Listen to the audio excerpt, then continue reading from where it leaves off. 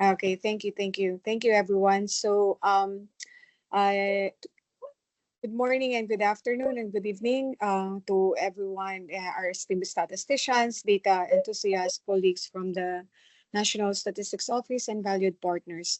So, on behalf of the Big Data and Data Science Regional Hub for Africa and the Director of the African Center for Statistics, Dr. Samuel Kobina Anim, I warmly welcome you to today's webinar. So thank you for joining us and for your continued commitments to strengthening data systems and innovations across the region. So I am Eileen Kapilit, one of the senior statisticians at the African Center for Statistics, and I will be moderating today's webinar. For those new to the initiative, let me tell you about the UN Regional Hub. It was established to help countries to harness the power of big data and data science for official statistics.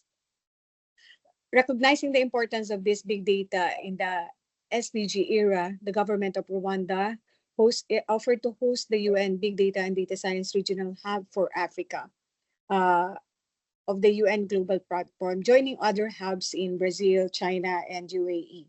So to operationalize this vision, the UNECA and the National Institute of Statistics Rwanda and UNDESA signed a Memorandum of Understanding in March 2020.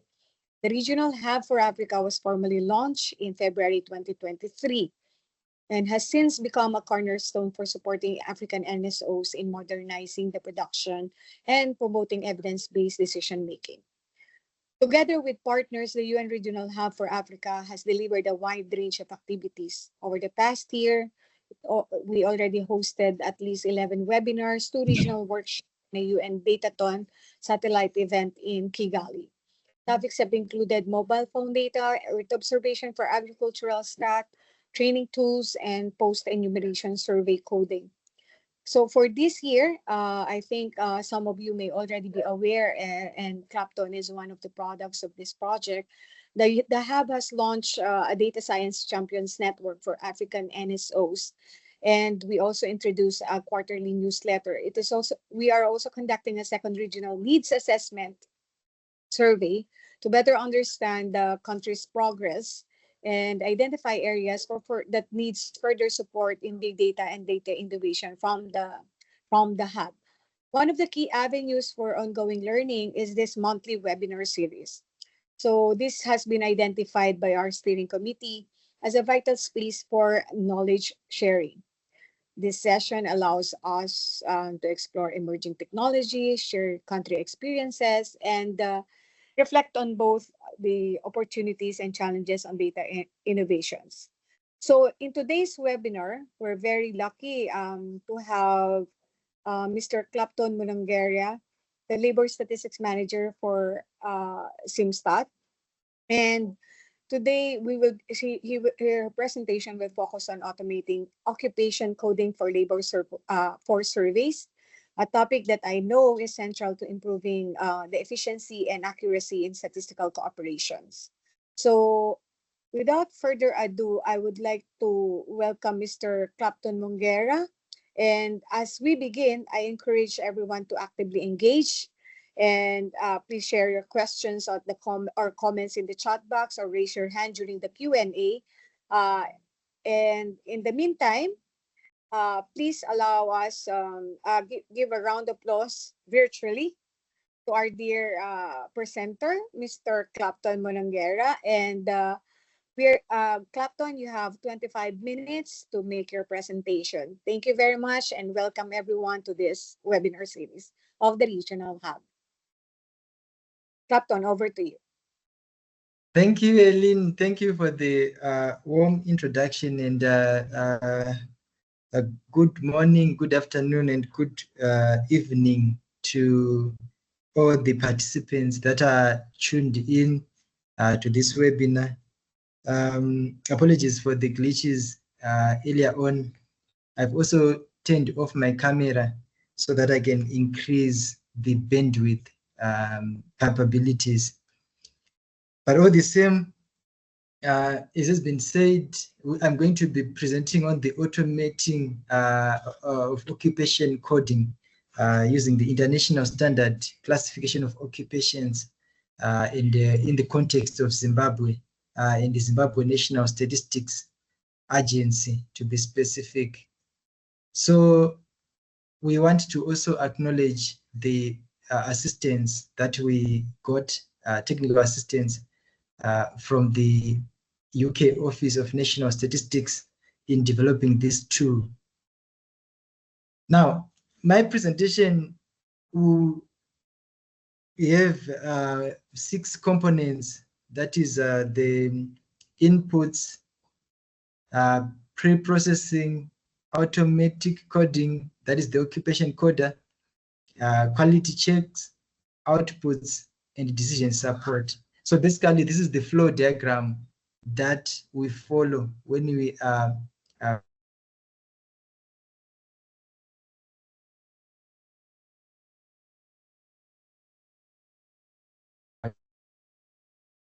coding is very critical for labor statistics, because that is now how you know what occupation a person is doing, be it managers, be it clerical staff, be it elementary occupations. So this coding are conducted usually in censuses, and also in any survey that has got labor statistics component, but usually the process is usually manual.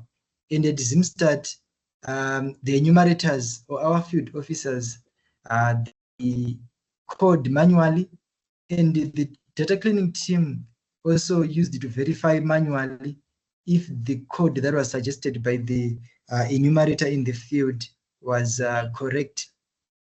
So this is obviously time-consuming, costly, and inconsistent. It's susceptible to errors, and we came up now with the solution that is to use occupation coder that uses natural language processing to make ISCO, or International Standard Classification of Occupation, mapping.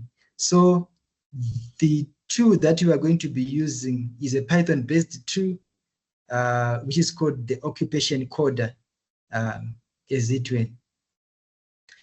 So to this process, there are inputs, and usually the inputs are the survey data that is captured by the enumerators. They are usually in the form of Excel sheet or CSV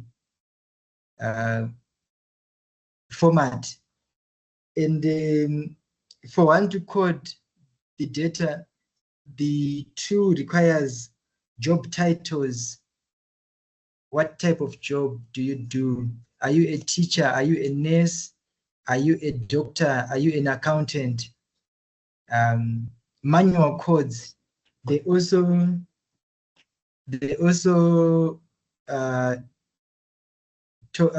require the codes that would have been suggested by the enumerator, and this is done in the field. So the enumerator writes the job title and also suggests a manual code.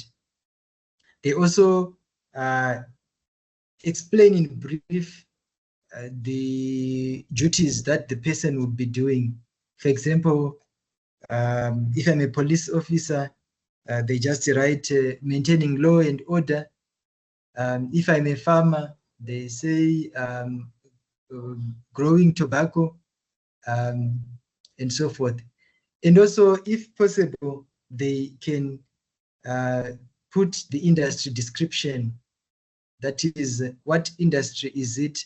Is it agriculture industry? Is it mining? Is it real estate? And usually here we require the industry description. Then, of course, the unique ID, usually for reintegration of these of the output back into the main data set, because you may want to know that the data set is just extracted these few columns and then inserted into the coder. You don't have to necessarily insert the entire data set with all variables, but you select the few variables and insert them into the coder, which then does its work. But then again, before we talk about how the data is coded, you may want to see the how the data will be looking like.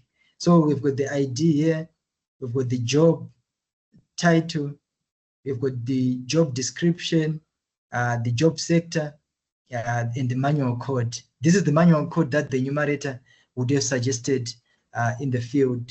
So here we are saying the variable names or column names should be unique, firstly, and should follow this format for it to integrate within the system. And then, so usually when the data is coming from the field, it will be having different titles. So one needs to manually put these titles so that they are in line or in sync with what the coder requires. Then, of course, we require that there be no missing values. That is there should be always the job title and the job description in the columns, in the entries, in the observations.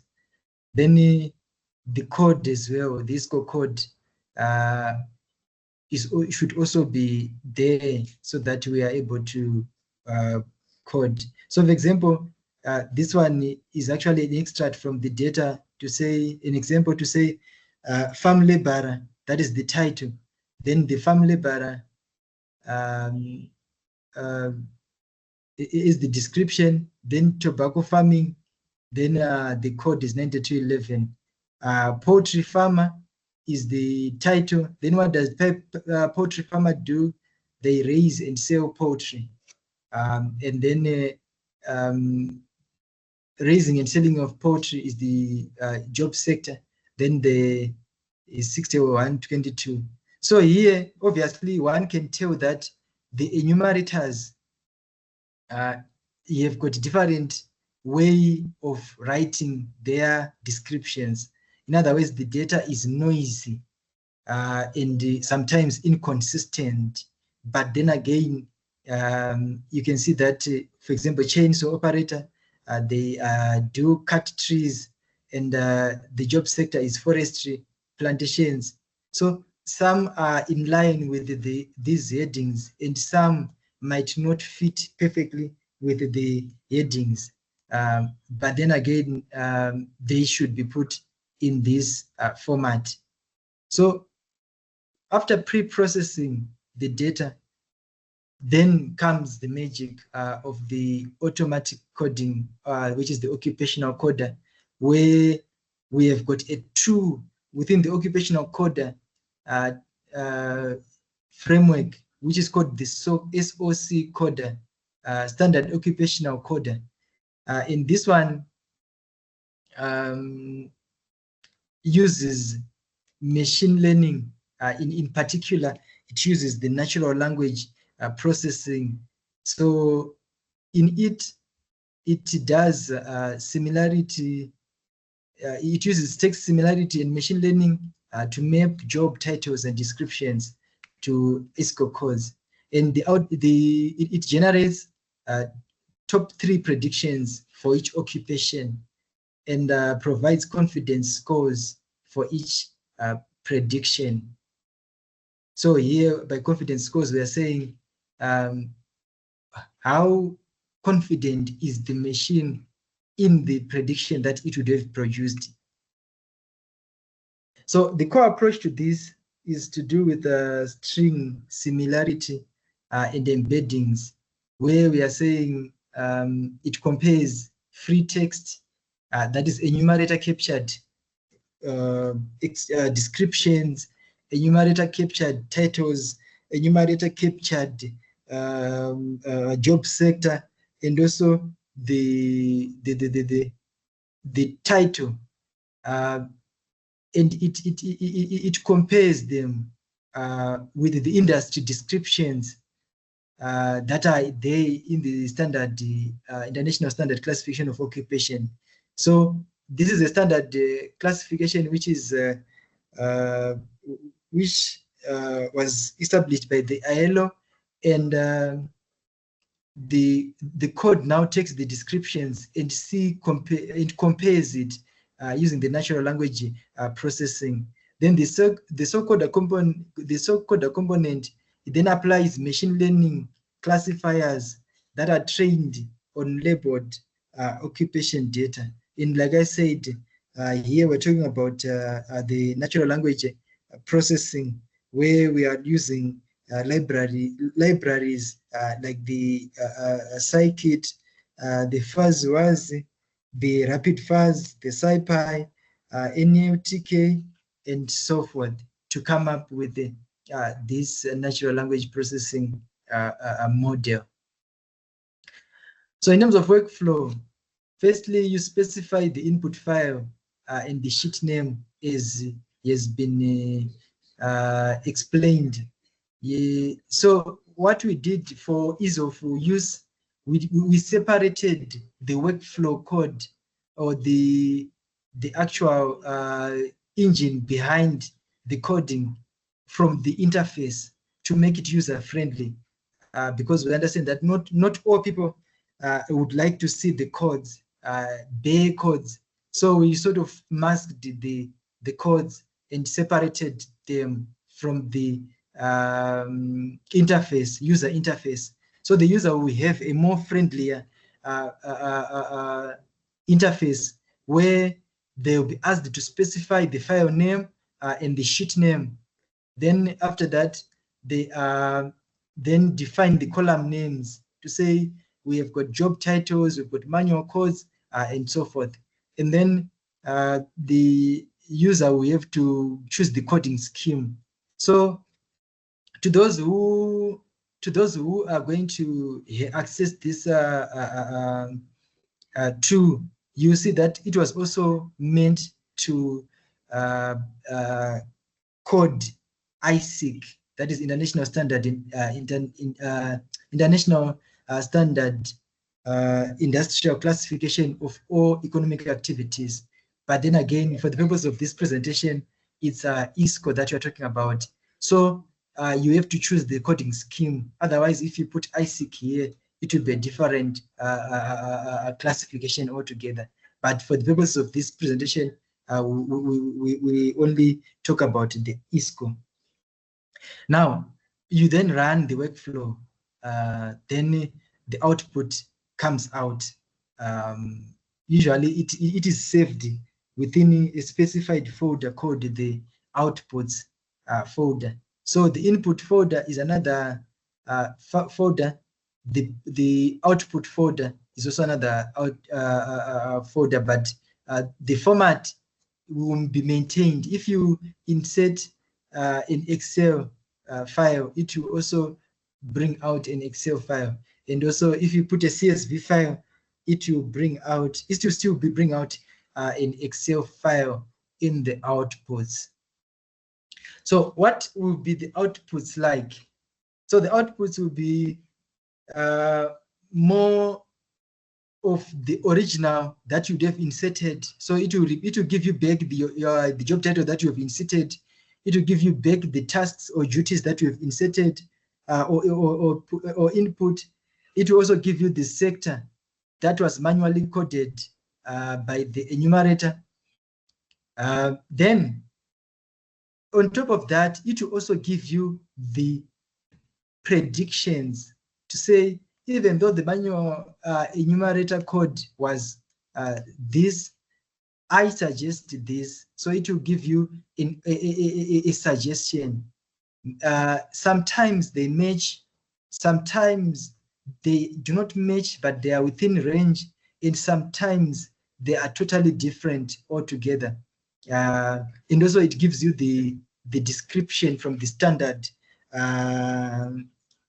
ISCO codes. It gives you the description. And on top of that, it also gives you the confidence scores to say how confident am I is the system in giving you these codes or these predictions. Then they also give you the agreement scores and which are exported separately. So this is what comes out on top of the original data that would have put out. So you put in 5 columns, but you bring out more than 10 columns with more information on the code. So there are quality checks that also are ingrained within the system.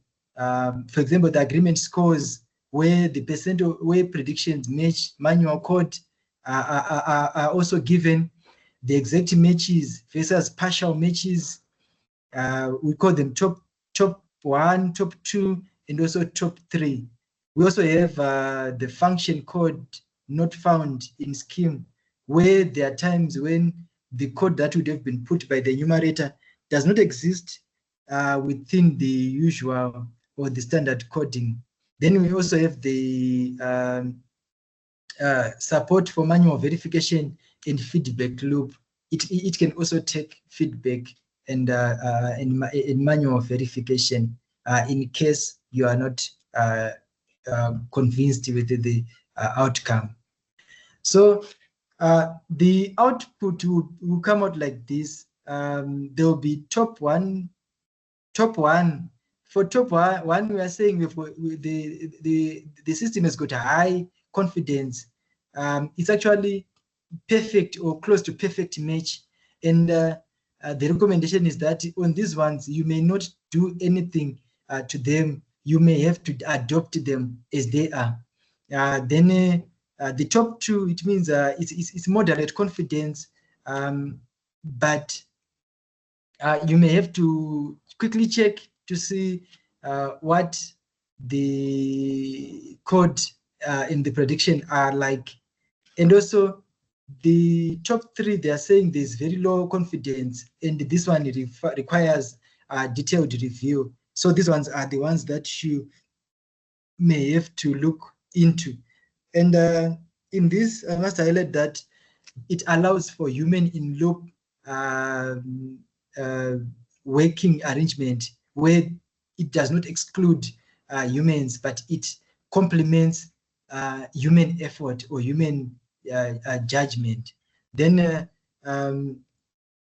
like I highlighted earlier on, the confidence scores will be, these ones will be the summary of confidence scores to say what percentage was top 1, what percentage was top 2, and what percentage was top 3. So the first gives you the summary of the percentages, and then it also gives you the output in the Excel format. So here we are saying this is advantageous because it is efficient. Efficiency, really, we also saw that this was so efficient in our case because we managed to cut down on our data processing time significantly, and it was actually more effective in faster data sets. And depending on how noisy the data is, it can actually be very handy in large data sets.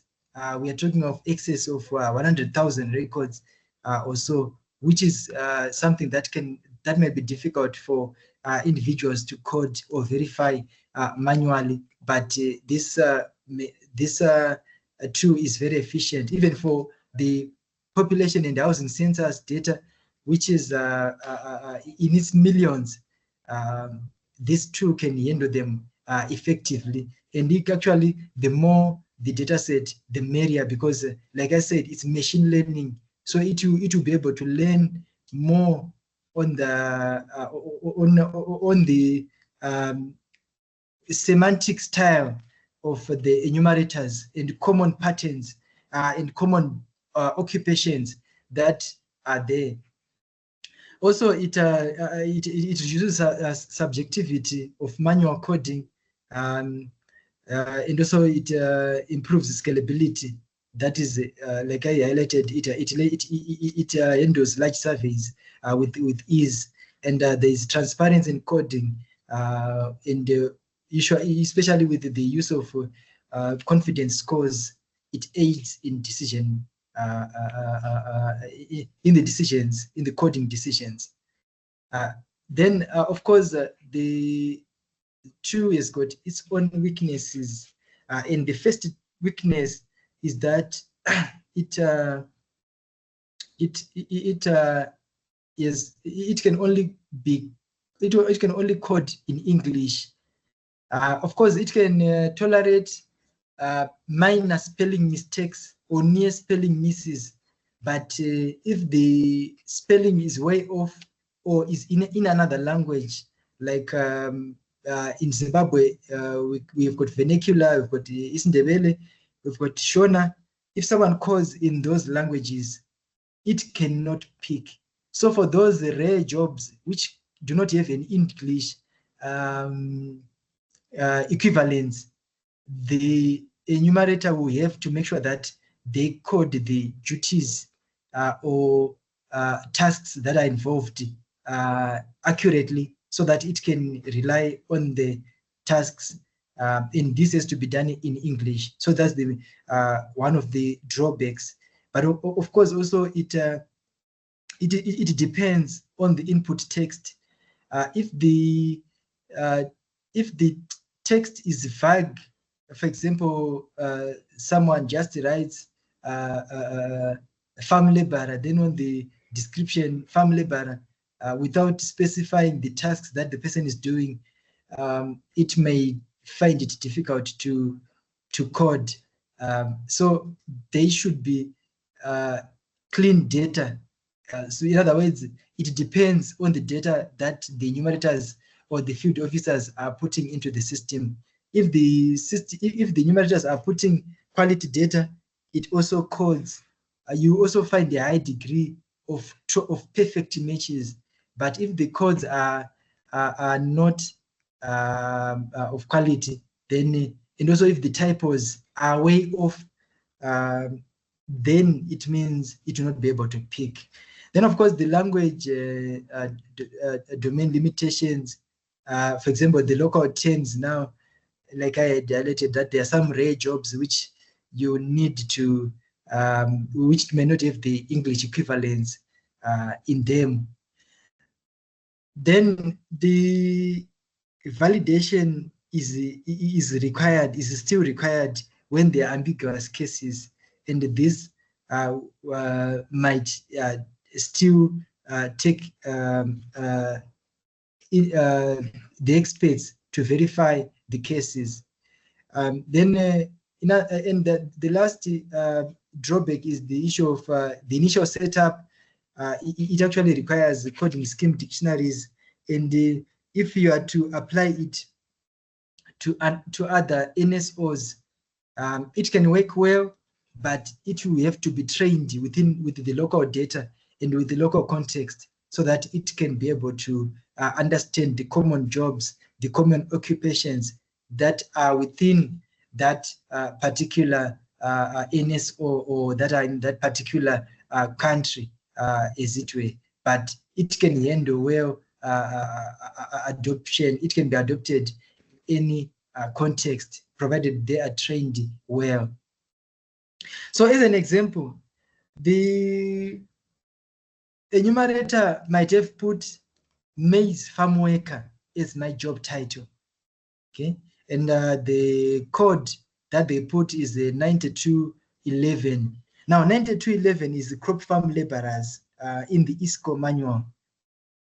So the predictions that it produced now, for the top one, it says 92.11. So in other words, it was agreeing with this one, 85% or more confidence level.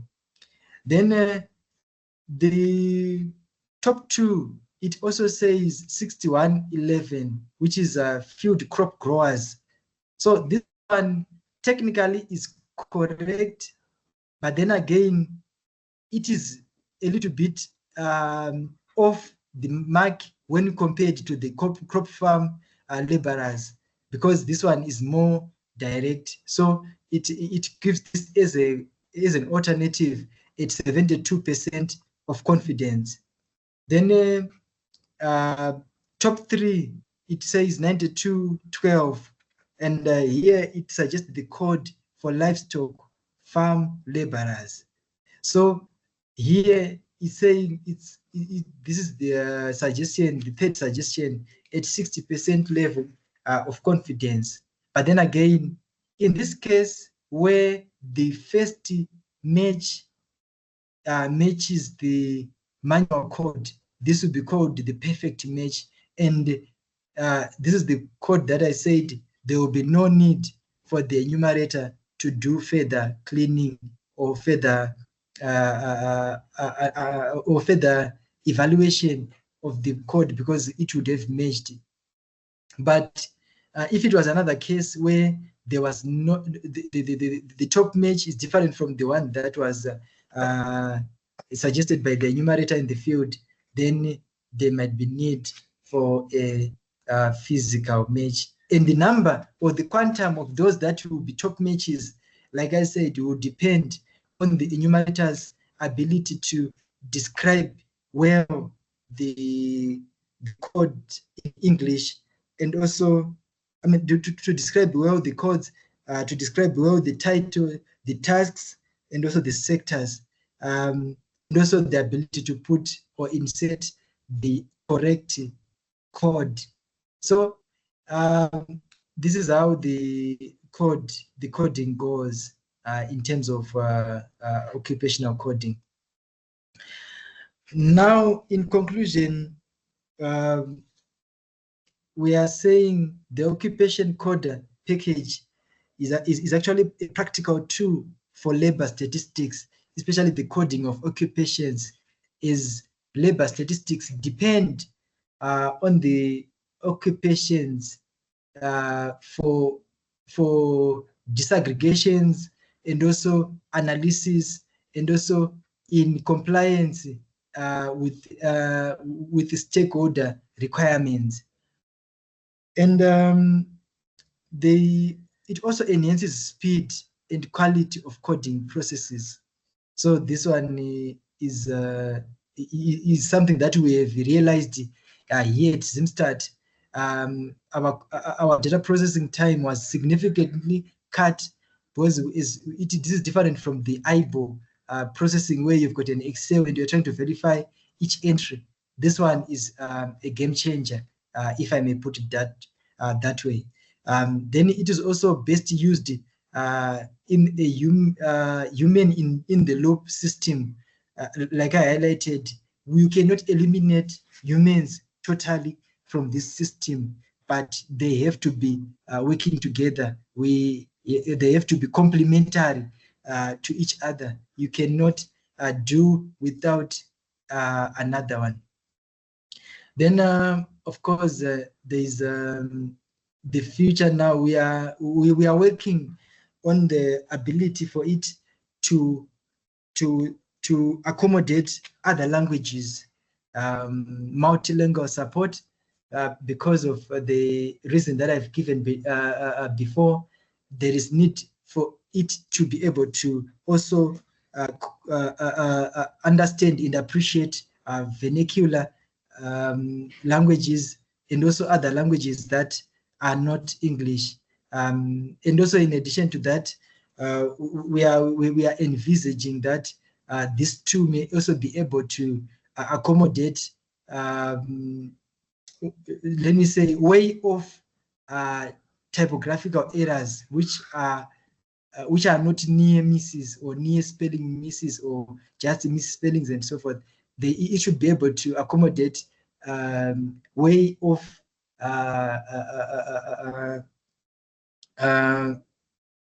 descriptions or titles as it were. So, so that it becomes much more handy to us. So I've come to the end of the presentation, and of course, the GitHub link is part of this presentation to those who may want to access this code. And also maybe for more inquiries, you may also want to write to that email provided on your screen, so that we also clarify issues, and we are here to help people develop their own systems from this. I thank you. Over to you, Aileen. Thank you very much, Clapton. Can everybody hear me? Yeah. So thank you once again, Clapton, for that very insightful and comprehensive presentation. The work is complex, but you managed to explain it in a very simplified manner. And I don't want there's just one small thing that I want to emphasize here, that what SimStat has done so far is very encouraging in terms of modernizing labor statistics through automation and this type of innovation in work. This is, I think, something that a lot of our attendees would want to know more. And I saw a couple of number of questions on the floor already. And I would, there are 1, 2, 3, 4, 5, 6, at least 6 questions on the floor. And I would be giving the floor to the first 3 speaker first, and then to raise their questions, and then the rest, if we cannot answer them today given the time constraint that we have, then I'm sure Clapton will be able to reach out to you to respond to some of the questions. So first, let me help Sabelo Cosi and Cosi Samuel. Problem is I cannot see you from the chat box. Wait, let me just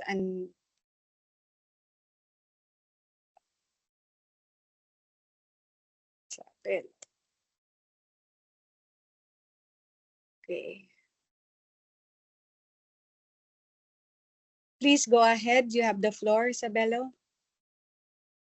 Thank you, Ellen, and greetings, everyone. My question to Clifton is, Clifton, could you please clarify which data collection instrument is utilized by field workers, and whether the occupation encoder is activated during the data collection phase or subsequently during the quality assurance process? Thank you. Clapton?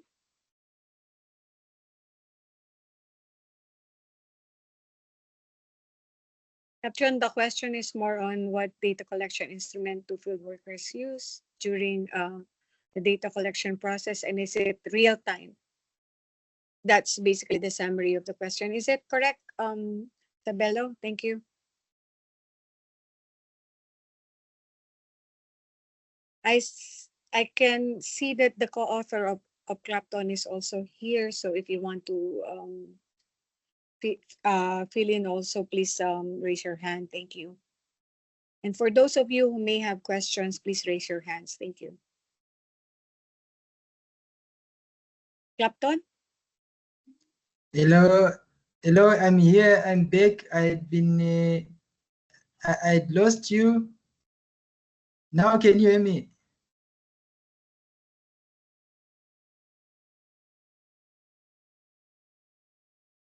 Isabello, can you Hello? repeat your question for Clapton, please? Okay, great. Captain, could you please clarify which data collection instrument is utilized by field workers, and whether the occupation encoder is activated during the data collection phase or it's activated during the quality assurance process? Thank you. So do I respond now, Eileen? I think we can collect two more questions, and then you can respond. So over to Ime, please.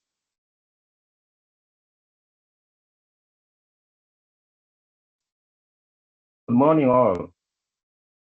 Ime Udoba from National Bureau of Statistics in Nigeria, Abuja. I want to thank the presenter.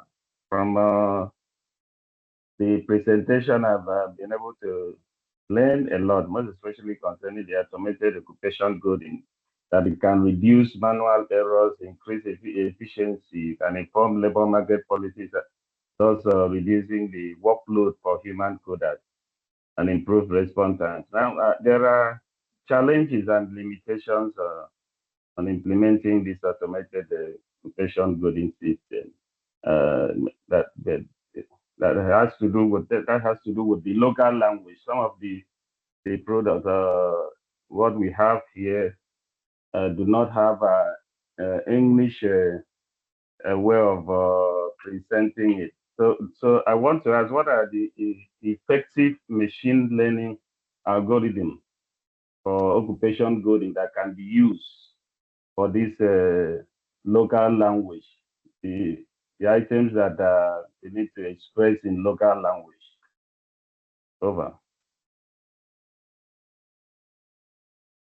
Thank you, Ime. So, and one more question from the floor. Let's have Mesanesh.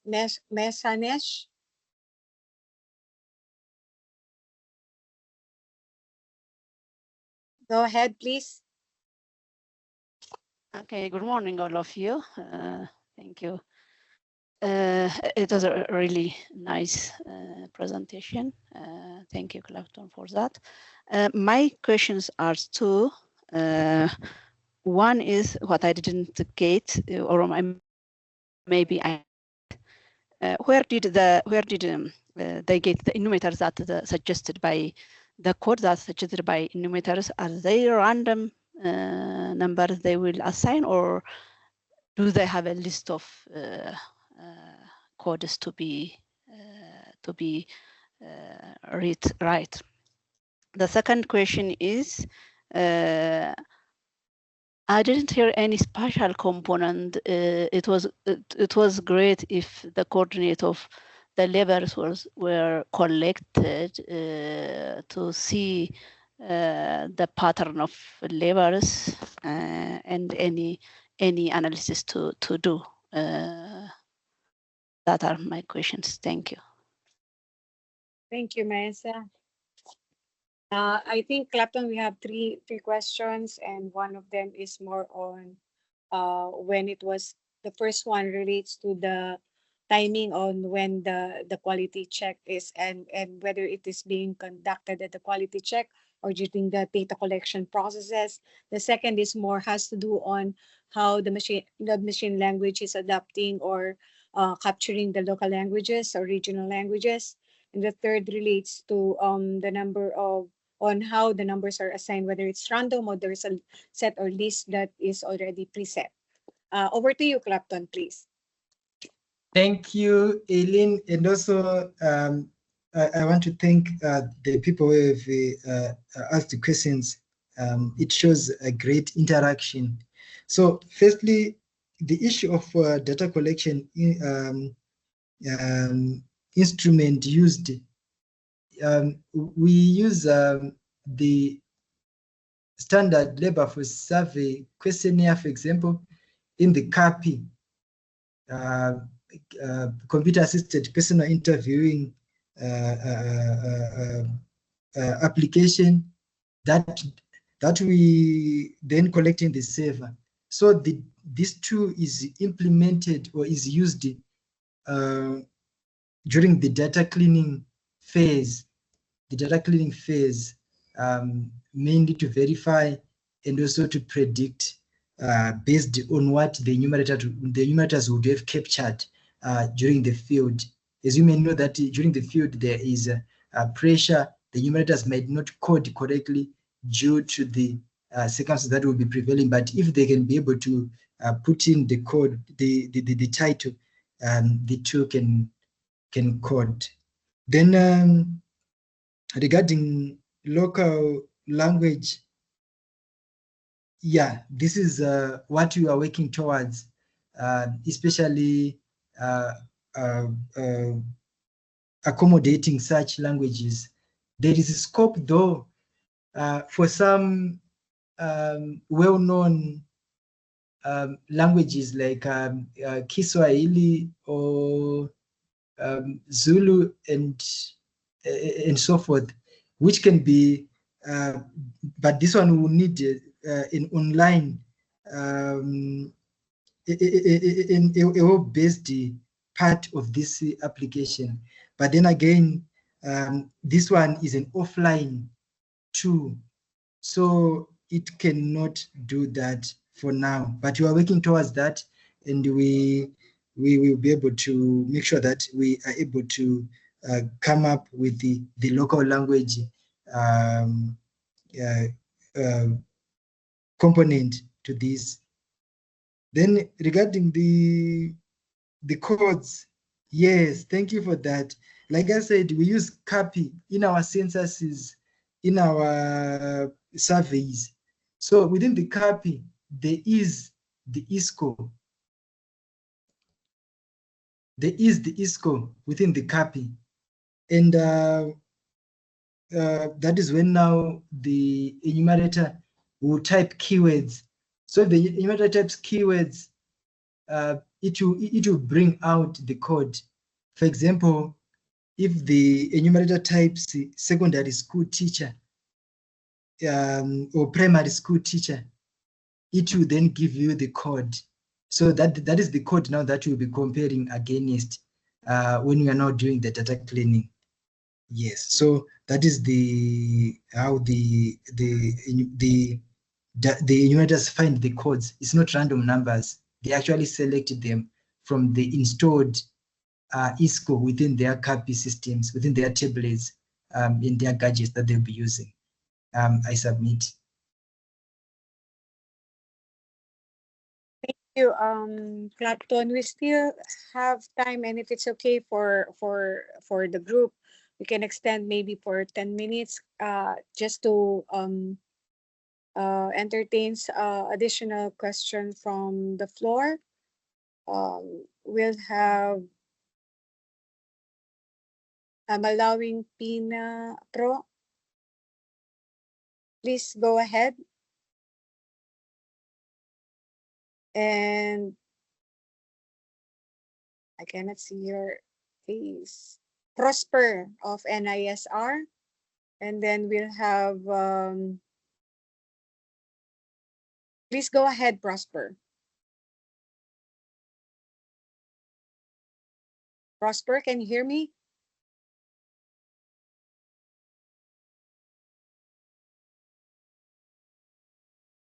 Prosper from NISR. Okay, how about Miss Mo? Miss Mo?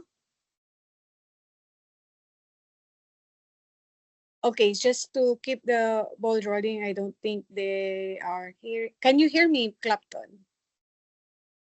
Yes, I can still hear you. Yeah, I have unmuted them, but somehow they said they cannot use their mic. Okay. Yeah, but anyway, there are several questions on the floor, and some of them, the previous one is coming from Jean-Claude, and it asks, how do you interpret the agreement column? I mean, in terms of how the prediction is matching the inputs, how do you assess your machine language classification? And then another one from Lynn is requesting for the speaker to share the codes through GitHub. And Minderman, your colleague, has already responded and shared the link to this. Sandrine also asked what is the range of the agreement score and what is the perfect agreement.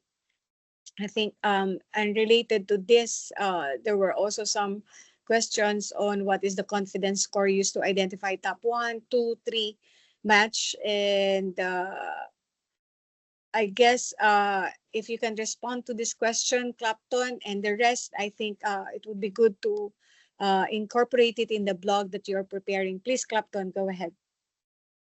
Thank you. I'm glad that there's Jeron, that's Minderman in the, who's also in the comments section, and I appreciate their contribution. Now, so there were quite a number of questions that that we asked within a short space of time, but starting with the one of the confidence, to say how do you assess the code or the performance of the code, then to that I talked earlier on about the confidence intervals, where it gives you the percentage of confidence that it has. Usually, if it's a high confidence, it means the high confidence, we're talking about 80%, 85%, 90% confidence. We are saying this is the actual code. But then if it's between 60 and 70, if it's between 70 and 80, then usually it's moderate confidence, and it will require some review, some minor review. Then if it's less than 60%, usually it doesn't have to be. I mean, it has to be reviewed manually. So this is how you assess the code, and the predictions will be based on the description that would have been put by the enumerator. Then regarding what was the other question? I kind of lost track of the questions. There were quite a lot. Which other question can I attend to? So, let me clarify. My question was, how do you interpret the agreement column? I was seeing some percentages. How can you interpret those percentages? The argument. Yes. Column. Oh, yes. Okay. So the agreement column is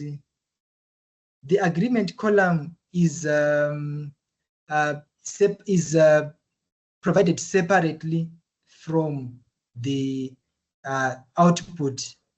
Okay, it's part of the output, but it's summary of the output to say what percentage was it, what was top match, what percentage was top 2, that is moderate confidence, and what percentage was low confidence. So in these they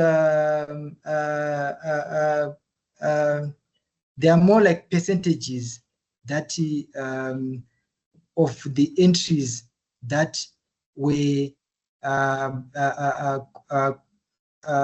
exact match, or top 1, top 2, and top 3. It's a summary that you are given.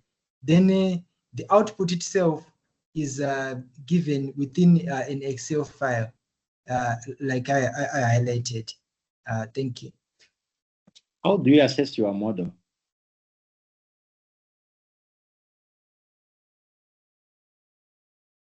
Hello. Yes. That was a question from Jean-Claude on how you are assessing the model. Please go ahead, Clapton. As I thought I spoke to that. I'm not sure what he's referring to, but in any case, if he finds time to look at the model, maybe he may get a further understanding, because we are saying the model gives the confidence levels, and you sort of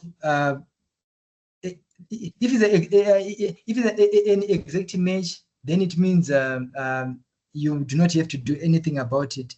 If it's a moderate match, it means you have to review.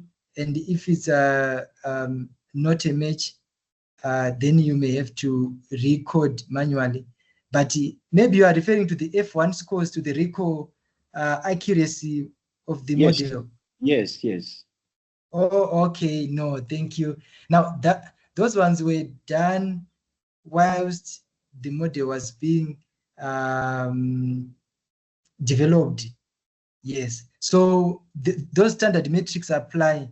We've got the accuracy, we've got the precision, we've got the recall, and we've got the F1 score. So those ones were part of the development of the model.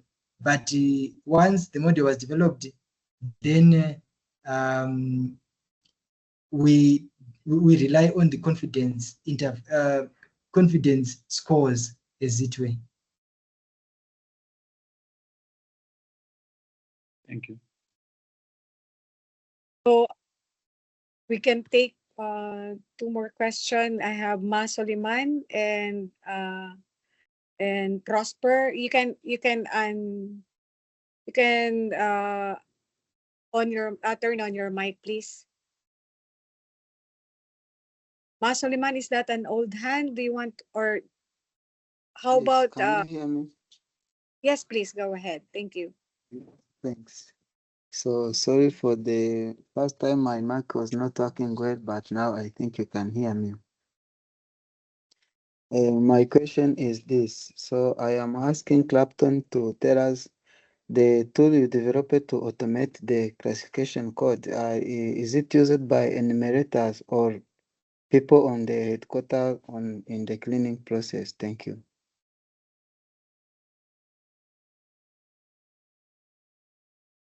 I got that. You said 2 questions. So No, yeah, it's actually one question. integrated.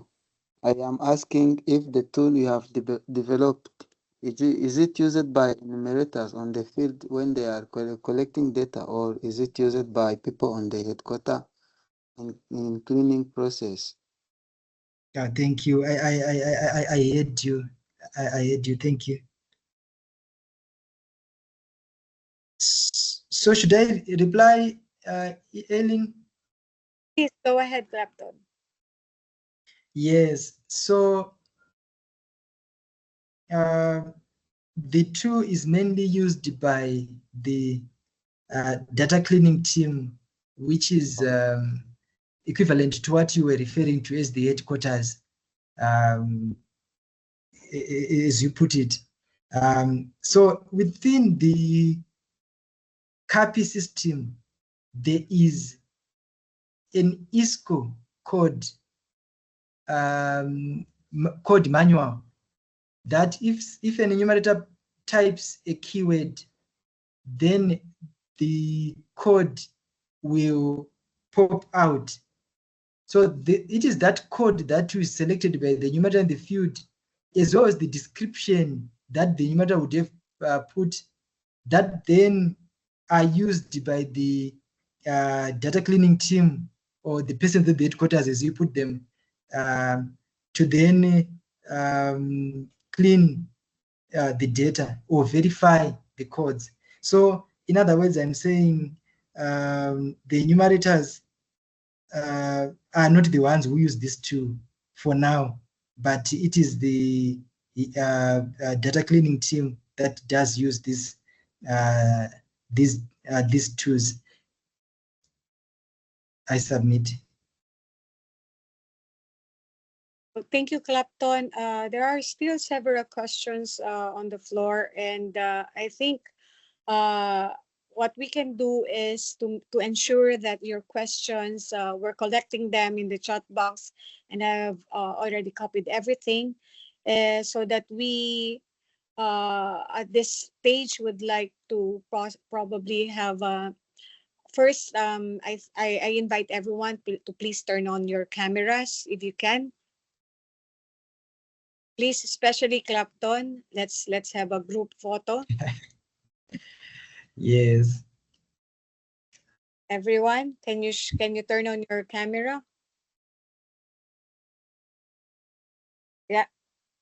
Yes, please.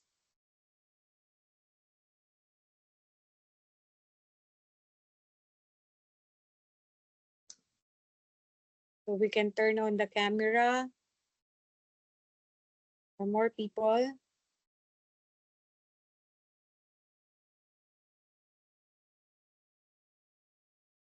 View gallery. So, and that's a gallery. Okay, good to see colleagues also from the ACS. And Jerome is one of the author also. I can see him, which is good. So let's smile, everyone. 1, 2, 3, smile.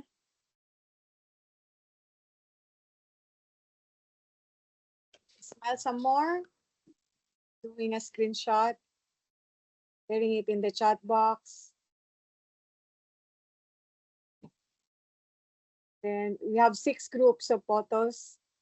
Smile.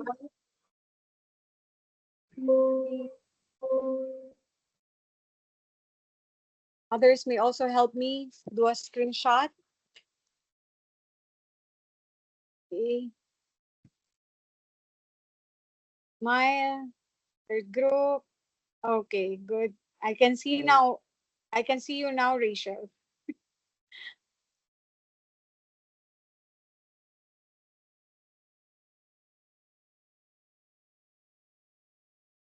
Okay.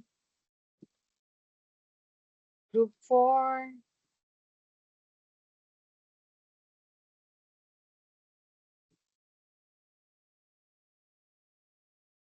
Good to see people. Thank you.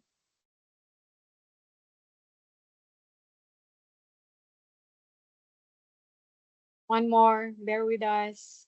Now I can see Aser and Elijah and Olafumi.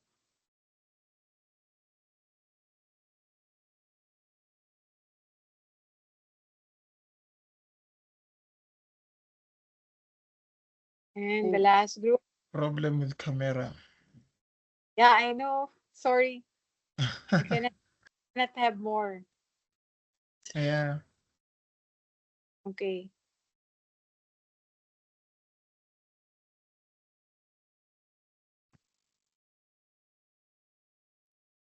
Okay, so with that, I would like to thank you, thank everyone. First, let's give a round of applause to Clapton, our presenter, special guest for today's webinar. Please, he deserves our applause. And please give a round of applause to everyone for your very active participation in today's webinar. And I think we can say that we have reached out to as many people as we want. There are 125 people in the room at the moment. I think I would like to call Jeron, who is the co-author of Clapton. Jeron, please, you have the floor. Go ahead. Please turn on your camera as well, Jerome. Please go ahead. Hi there. Thank you, Aileen. Just to clarify, my name's Jerome Minderman. I work for the UK Office for National Statistics. So I wasn't directly involved in the work by ZimStat, but thank you, Clapton, for the excellent presentation. So it was a couple of my colleagues who worked with Clapton and his team to implement our occupation coding tool. So we developed the underlying tool, Occupation Coder International. I've put the link for that in the chat if you're interested in having a look. So that is just the underlying general machinery that can do the fuzzy matching. The reason that I wanted to just make a quick comment at the end of this, and just to stress, because there's been a few sort of comments throughout the chat, and it was referred to in several of your questions as well. Just to stress, this isn't a machine learning model. It is a TF-IDF fuzzy matcher. So it basically takes input text and compares that to the coding scheme, the ISCO coding scheme, and basically just gives you how close does a certain text from a language perspective and from a text perspective come to the input coding scheme. This is important because that means it's not a trained machine learning model. It doesn't need retraining. It doesn't need training on certain data, which is also why accuracy scores like, for example, precision or recall don't really mean anything, because that's specifically for trained models. This is not a trained model. So you can use this on any input data, provided it's in English, and it will just compare it to the ISCO coding scheme. So in terms of accuracy, you will just get a percentage match. So your input, as Clapton has said, will have a manually assigned code by an enumerator, and you can just compare that manually assigned code to what the fuzzy matcher thinks it should come closest to in the coding scheme. So that level of accuracy depends on the quality of the input data. I don't know what the accuracy of that was for the ZimStat data.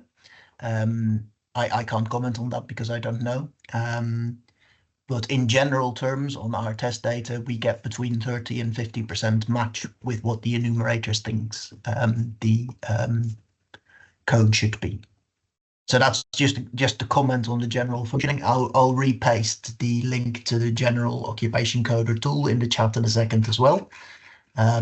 Feel free to have a look at that. If you have questions about this, feel free to get in touch. You can do that through the GitHub repository as well. Thank you very much. Much, Jerome. That's a very good. That's a very excellent intervention, badly needed to avoid misunderstanding. So, and with your intervention and everyone's permission, I would like to first thank the speaker again, Clapton, and the rest of uh, the attendees in today's webinar. And please, I'm sharing also on the chat box a link to the regional hub for data science, simply because all the webinars, the past webinars, the presentations, the slides, and even the blog that will be prepared along the lines of this webinar will be uploaded in the regional hub. So if you want to keep updated on news about the UN regional hub and the developments in the NSOs and in the areas of data science and big data, please, I invite everyone to have a look and visit the UN Regional Hub for Africa. So, and again, on behalf of our director, Samuel Kobin Amin of the African Center for Statistics and the UN Big Data and Data Science Regional Hub for Africa, thank you all for your time, and we look forward to having another conversations regarding this very important work that you guys are doing at the NSOs and whatever development we have in the regional at the regional level. Please, if you have anything to share with the hub, feel free to contact us. We will provide all our contacts with you so that you can also highlight and showcase your outputs. And if you want some comments also from the group, just let us know. So again, a blog will be coming out specifically relating to this topic, and please watch out for it. I will share the link to everyone who attended this meeting. Thank you, and have a good day, night, and rest for the day. Thank you. Bye. Yeah, thank you. Thank you. Bye.